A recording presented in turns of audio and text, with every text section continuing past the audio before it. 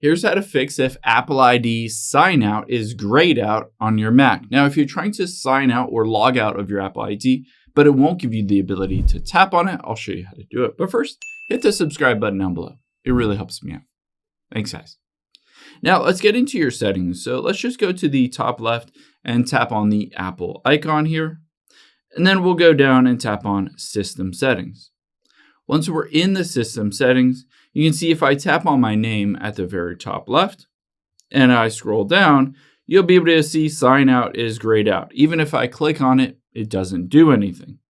The reason for this is screen time. So let's just scroll down here on the left-hand side until you find screen time and tap on that. Now scroll down again and you'll be able to see lock screen time settings. So if you have content and privacy restrictions turned on or any of the lock for screen time settings, this will prevent you from signing out. All you need to do is turn this off. However, it will ask you for that screen time passcode. If you don't know it, you can always just reset it using your Apple ID.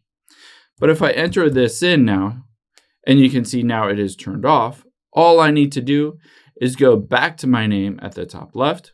And if I scroll down, you might need to close out of it and wait. Let's see, I close out of this and open it up again.